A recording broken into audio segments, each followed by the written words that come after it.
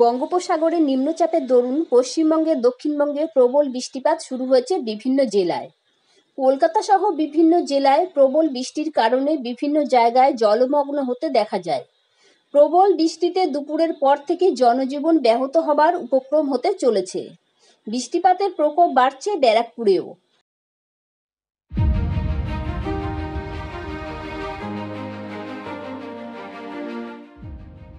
15ই August 2024 ৭৭তম স্বাধীনতা দিবস উপলক্ষে আন্তর্জাতিক খ্যাতিসম্পন্ন ক্রীড়াগুরু পুরস্কারপ্রাপ্ত মাননীয় মিহির ঘোষের তত্ত্বাবধানে টেবিল টেনিস প্রশিক্ষণ কেন্দ্রের উদ্বোধন হতে চলেছে স্মৃতি এডুকেট স্কুল প্রাঙ্গণে। আমাদের ঠিকানা Kangaroo kids School, Debpukur, Saradapally, Barrackpore. ৭৭তম স্বাধীনতা দিবস উপলক্ষে থাকছে 50% বিশেষ ছাড়ের সুবিধা। Tennis is a game. It is intellectual game. If you learn table tennis in your practical life, every aspects like education, social, and all the other you can able to handle if you play this game. Canaro Kids is a such type of institution. The little boys can easily learn their education by the help of sports and other activities. এটি বরাদ্দ থাকবে 30 August পর্যন্ত। Form Barrackpore kangaroo kids school থেকে দেওয়া হচ্ছে। ব্যারাকপুরের বিভিন্ন রাস্তায় জমে রয়েছে 1 হাঁটু করে জল। বেশ কিছু রাস্তায় জলমগ্ন হবার কারণে বিপজ্জনক পরিস্থিতি সৃষ্টি হয়েছে। বৃষ্টির পরিমাণ যত বাড়ছে জলের পরিমাণও ততই বাড়ছে এবং প্রতিটি এলাকায় বিপজ্জনক পরিস্থিতিও বাড়ছে। আবহাওয়া দপ্তর জানাচ্ছে আজকে রাতের দিকে বৃষ্টির পরিমাণ আরও বেশি বাড়বে এবং তাতেই নিচু জায়গাগুলোর অবস্থা সংকটজনক হতে চলেছে। আমরা দেখে নেব ব্যারাকপুরের বিভিন্ন রাস্তাগুলোর কি পরিস্থিতি এবং কতটা করে জল জমেছে ওই রাস্তাগুলোতে। বিএন সরণিতে, যেটি ঠিক জাপুরপুর মোড় থেকে উল্টো দিকে মাঠপাড়ার দিকে ঢুকছে রাস্তাটা, এখানেরও অবস্থা দেখুন 1 হাঁটু জল। সেই জল কিন্তু অনেকক্ষণ ধরে জমে রয়েছে বঙ্গোপসাগরের নিম্নচাপের কারণে, কিন্তু এই বৃষ্টি এবং তার জন্যই এই জল জমে গেছে। একাধিক পাড়ার ভিতরে কিন্তু জল জমে রয়েছে। আপনারা দেখছেন সেই ছবি, এই বাইক থেকে দেখাতে পারবে যে কী পরিমাণ জল এখানে জমে রয়েছে। আগেও কিন্তু অন্য সময়েও কিন্তু এখানে জল জমে এবং আজকের এই নিম্নচাপের ফলেও কিন্তু এখানে জল জমেছে। আমরা আরও এটি ওয়াইল্ড করার একটি বিশেষ মিছিল প্রোগ্রাম নবদ্বীপ, তার পাশে আমরা দেখতেই পাচ্ছি যে গলিটা পুরোটাই জলে 1 হাঁটু জলে ধরে গেছে এবং এই গলির যে জল, এটা কিন্তু দীর্ঘদিনের সমস্যা এলাকার লোকে। আমরা আপনাদের এই চিত্র আগে দেখাবার চেষ্টা করেছি, আবার আজকেও দেখালাম। ব্যারাকপুরের বিভিন্ন অঞ্চলে যে জল জমে গেছে সেই ছবি আপনাদেরকে তুলে দিচ্ছি। এখন আমরা এসে পৌঁছেছি ব্যারাকপুরের মেন রবীন্দ্রপল্লী। ঠিক মেন রবীন্দ্রপল্লীতে কী পরিস্থিতি আপনারা দেখবেন। আমরা ঠিক 1 হাঁটু জলে দাঁড়িয়ে কিন্তু এই ছবি দেখাবার চেষ্টা করছি। আমি আমার ক্যামেরাম্যানকে বলবো এই গলিটার দিকে দেখানোর জন্য কী পরিস্থিতি এখানকার জলের।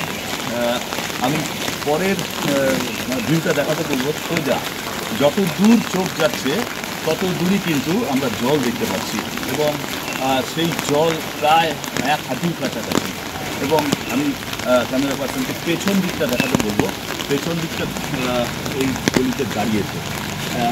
পূর্বেও মানে এটা আগেও কিন্তু এই জল দাঁড়াতো এখানে এবং এখনও এই নিম্নচাপের জেরে যে পরিস্থিতি হয়েছে, আমি ক্যামেরা পার্সনকে বলবো একটু দেখানো বাইকগুলোকে একটু দেখাতে বলবো যে কী পরিমাণ জলের মধ্যে দিয়ে কী পরিমাণ রিক্সে এখানকার মানুষ যাওয়া আসা করছে।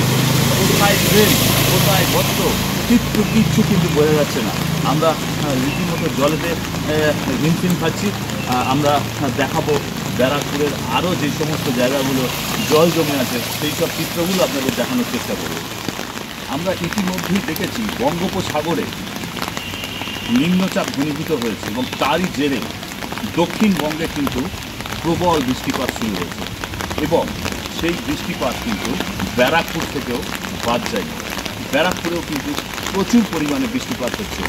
আমরা তাই বেরিয়ে পড়েছি ব্যারাকপুরের কিছু অঞ্চল দেখাতে আপনাদের। আমরা এসে পৌঁছেছি ব্যারাকপুরের পূর্ব রবীন্দ্রপল্লীতে। পূর্ব রবীন্দ্রপল্লীর এই যে রাস্তা দেখছেন পুরোটাই কিন্তু জল ভর্তি হয়ে গেছে। আমরা বিগত দিনেও দেখেছি এই পূর্ব রবীন্দ্রপল্লীতে কিন্তু জল পুরো ভরে যায় একটু বৃষ্টি হলে। আগামী দিনে আমাদের লক্ষ্য থাকবে যে পূর্ব রবীন্দ্রপল্লীর কী পরিস্থিতি হয় এটা দেখার। ব্যারাকপুরের আরেকটি গুরুত্বপূর্ণ রাস্তা, এই সুকান্ত সরণির অবস্থা দেখুন, এখানেও কিন্তু একাধিক জল, এখানেও সেই জল। ব্যারাকপুরের চিত্র, বিভিন্ন রাস্তায় কিন্তু 1 হাঁটু করে জল রয়েছে এবং সেই চিত্রটা আপনারা দেখতে পাচ্ছেন যে মানুষ কিভাবে এখান দিয়ে যাবে। একদিনের বৃষ্টিতে এই অবস্থা হয়ে গেল ব্যারাকপুরে। আজকে ব্যারাকপুরের বহু রাস্তায় কিন্তু জলমগ্ন অবস্থায় রয়েছে। বঙ্গোপসাগরের যে নিম্নচাপ সেটা মাত্র কিন্তু 1 দিন ধরে চলছে, তাতে এই অবস্থা। যদি সেই বৃষ্টি 3 থেকে 4 দিন বা আরও বেশি হয় তাহলে ব্যারাকপুর কোথায় থাকবে, এটাই প্রশ্ন রইল। চিকিৎসা পরিষেবা নির্ভরযোগ্য প্রতিষ্ঠান Sarada Seva Sadan hospital private limited, Amala cinema হলের বিপরীতে ডাক্তার KD ঘোষের নার্সিংহোম। এখানে যত্নের সহিত সাধ্যের মধ্যে স্বাস্থ্য পরিষেবা দেওয়া হয়।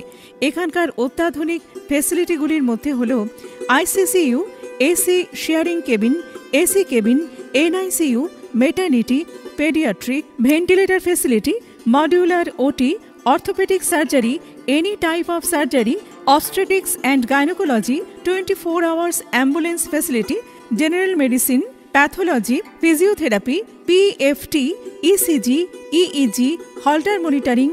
এছাড়াও থাকছে daily OPD service, 24 hours emergency service. আমাদের ঠিকানা বারাসাত রোড, নোনা চন্দনপুকুর, ব্যারাকপুর, অমলা সিনেমা হলের বিপরীতে, কলকাতা 122। যোগাযোগ 03325920006। মোবাইল নাম্বার 9433389740 এবং 9433389739। Sarada Seva Sadan hospital private limited. Barrackpore থেকে দেবাশিস পালের সঙ্গে অভিজিৎ সেনের রিপোর্ট, সংবাদ বঙ্গবাণী।